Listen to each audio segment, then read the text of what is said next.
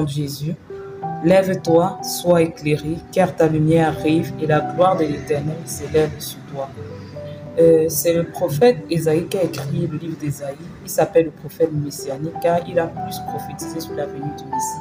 Et le prophète Ésaïe est en train de parler sous l'inspiration du Seigneur.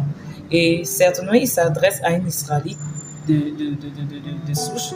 Aujourd'hui, nous sommes Israël, nous sommes l'Église en fait. L'Église est l'Israël. Donc cette parole également s'adresse à toi et s'adresse à moi. Parce que nous avons coutume de dire dans nos prières, Seigneur, nous voulons voir ta gloire, nous voulons voir ta gloire. Ce n'est pas mauvais de le dire. Ce n'est pas mauvais, mais il ne suffit pas de dire au Seigneur que nous voulons voir sa gloire. Il y a des actions que nous sommes appelés à mener pour pouvoir voir la gloire de Dieu.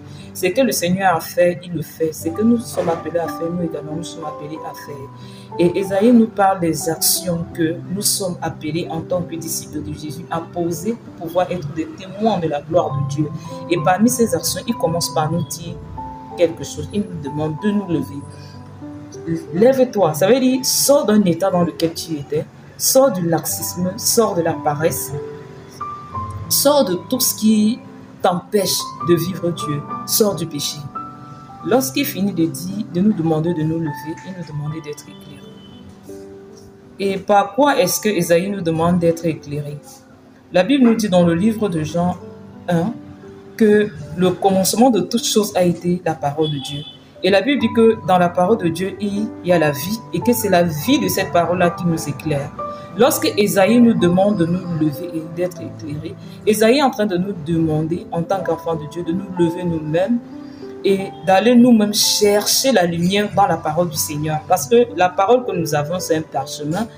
Les Écritures, il y a la parole de Dieu à l'intérieur et il faut aller à la source pour pouvoir puiser. Ceci dit en fait que ce n'est pas un homme de Dieu qui va méditer à ma place, ce n'est pas un homme de Dieu qui va prier à ma place, ce n'est pas un homme de Dieu qui va jeûner à ma place, mais je me dois également, parce que nous sommes sous la grâce, et étant sous la grâce, le Seigneur n'est plus le Seigneur d'une catégorie de personnes, il est le Seigneur de tout le monde. La Bible dit lorsque Jésus est décédé, en fait, lorsque Jésus en fait, le voile qui séparait le lieu saint du lieu très saint s'est déchiré de haut vers le bas.